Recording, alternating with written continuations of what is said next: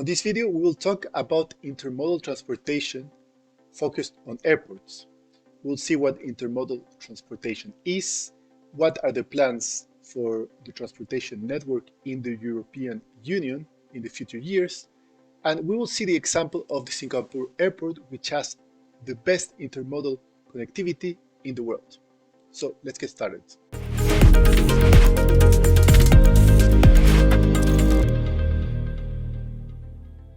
So what is intermodality? Intermodality is a characteristic of a transport system that allows at least two different modes to be used in an integrated manner in a door-to-door transport chain.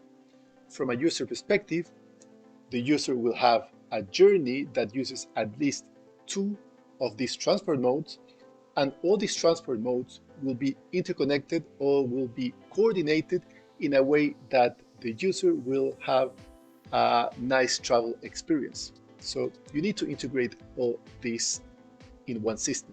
But let's focus on airports. Before the pandemic, time air transport faced several challenges due to the increasing demand, including capacity constraints at airports, congestion, delay times, and environmental issues associated with aviation. Consequently, the need for intermodal airport strategies is becoming more essential than ever. Especially, there is a need for infrastructure integration where railways and bus stations directly connect to the air networks and other transport networks. So why is the transportation sector so important from a socio-economical standpoint? First, it produces millions of jobs, it stimulates demand, and it fosters production and competition. But it has its dark side also. It's the leading source of emissions of most pollutants, for example, carbon monoxide. It also exerts multiple impacts on the environment. Some of them are direct, some of them are indirect.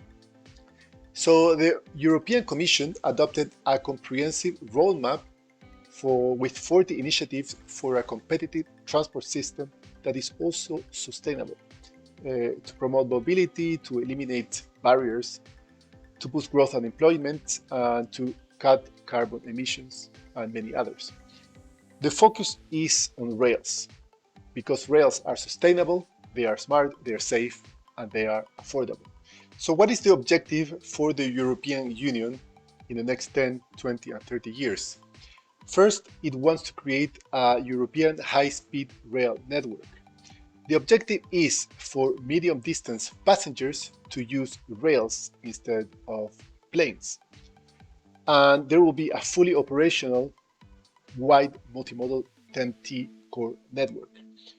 This is not only for passengers, but also for military transportation.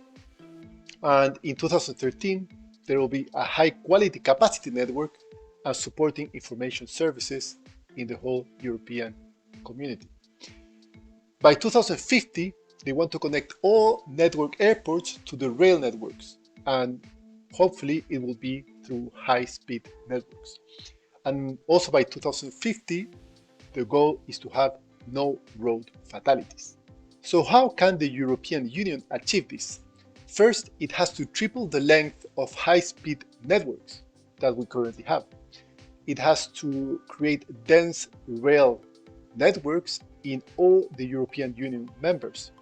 It also has to connect all airports to the rail network in order to create this intermodal connectivity. And finally, it has to deploy an effective European rail traffic management system in order to have all this intermodality connected throughout the whole European Union. Okay, so leaving railroads aside, let's talk about the most interesting airport that we have in the world, which is the one you can find in Singapore. Singapore Airport has the best intermodal network that you can find anywhere in the world, where you have connectivity through all the transportation modes. Singapore Airport is well known because of the dual structure that you can find in it, and the dual structure links all the different modes of transport. The Singapore Airport, which is called Changi Airport, is currently rated the world's best airport by Skytrax. Skytrax is a website that ranks all the airports in the world through different features and different characteristics.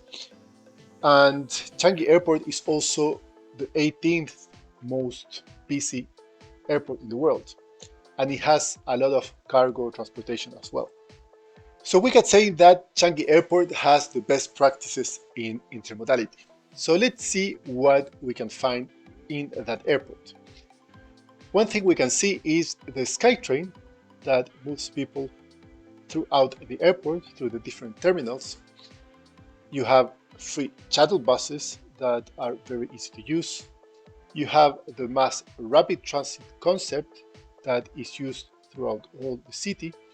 You have an amazingly well-connected bus network. You have great taxi systems and private transportation. And something that is extremely nice to see is that you can access the airport by bicycle with a well-defined bicycle system, and also you can access it by foot. So I've been a couple times in Singapore, and funny story, I spent the New Year's Eve of 2018 in the Singapore airport when I was traveling from the Philippines to Thailand. So it was my scale. So I know the airport as well. So this is an overall view of what intermodal transportation is, what are the leading plans in the European Union on what is going to happen with the world in terms of intermodal transportation. And it's interesting to see such a nice airport such as the Singapore one, Changi Airport, to see what is possible to do when it comes to airport transportation networks. So that's it. See you on the next one.